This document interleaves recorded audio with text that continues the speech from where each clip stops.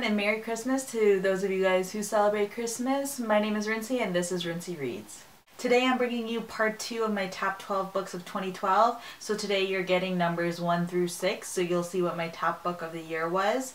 In case you guys missed part 1 of my top 12 books, there will be an annotation right here, and I will leave links down in the down bar so that way you guys can check that out at first before you see this entire list. So at numbers 6 and number 5, I'm putting these two together, and it's quite obvious why, because it is Divergent and Insurgent by Veronica Roth. I read these books towards the beginning of the year, and when I first read these I was kind of hesitant because I was kind of getting sick of the whole dystopian female lead genre. So I didn't really have super high expectations reading Divergent.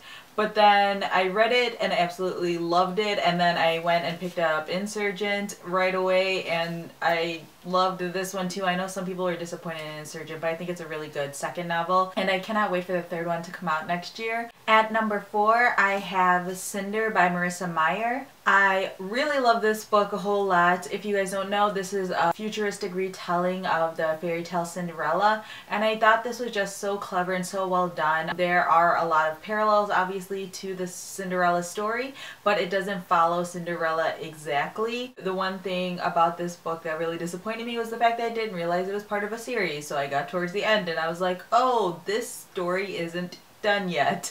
There are more books coming out, and that kind of disappointed me because I did think it was a standalone novel, but I guess that's just my own fault for not doing enough research into it. But I will say I'm really looking forward to Scarlet coming out next year. At number 3 I have Ready Player One by Ernest Cline.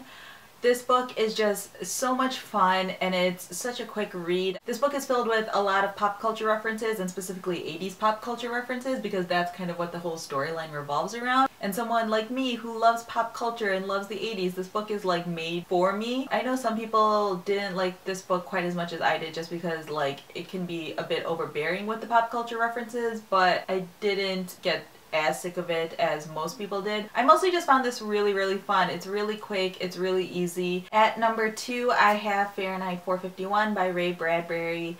Yes, this was the first time I had read this book. I read it for the Nerdfighter book club over the summer and I really enjoyed it. I feel like the reality created in this book is very realistic in the sense that I could see this happening to a certain extent, and I do see it happening right now. Maybe not to the extreme that it is in this book, but you do see a lot of it. I don't know why I never read this before, but I really loved it, and it really made me want to read more Ray Bradbury books and short stories. It's really short, so it doesn't take very long whatsoever to get through. The ending is a little off-putting to some people. It's very ambiguous to a certain extent, and so I think a lot of people like sort of more finality to their endings, but I still really enjoy this novel. I think just the world that is created in this book is so good, and especially when you think that he wrote this so long ago and is able to accurately represent where society is now and where it's going. It's kind of scary, but also really cool. And finally, my favorite book that I read this year is The Devil All the Time by Donald Ray Pollock. I feel like every time I talk about this book, I only just end up gushing and not really making much sense about why I love this book so much, but the writing in here is just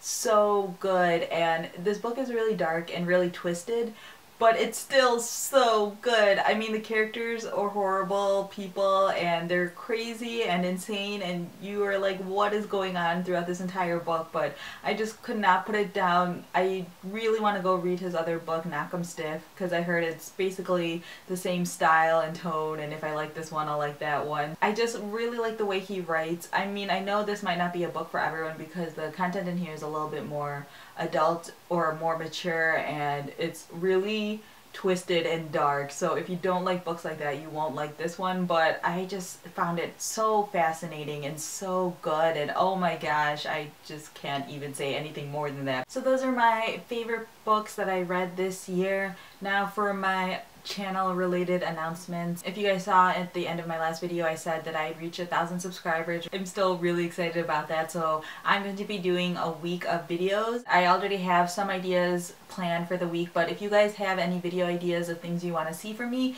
feel free to leave those things in the comments down below. I mean, even if I don't use it in my week of videos, it'll give me ideas of videos to do in the future, so I'm always willing to take suggestions. The second thing is kind of a question I have for you guys. I'm going to be doing a book haul during my week of videos, and this book haul is going to be massive. I have over 50 books, I know for sure. I don't know the exact number, and you guys will find out how and why this all happened. But my question is, do you guys want one really long book haul video, or do you prefer like 2 shorter book haul videos? My October book haul was about 13 minutes long, and that had about 20 to 30 books in it. So this is going to be, you know, possibly close to a half an hour worth of video.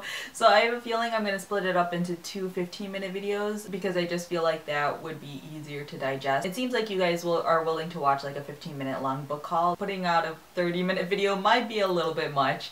So I would definitely just put those out on the same day, but just have them as 2 parts so that way you guys can watch them and don't feel like you're just sitting and watching me for a half an hour. I mean, that's how long you guys watch TV shows. You don't need to see my face for that long. But let me know what you guys think and what your opinions are. I just kind of want to do like a quick little survey and see what you guys are feeling. Also, just one more thing, I will be going out of town after Christmas until about the 29th. So if you guys are leaving comments and questions in the comments, I probably won't be able to get to them until later because I'm going to be out of town and I'm not going to really have internet access during that time. So I probably won't even see any of the comments until I get back home.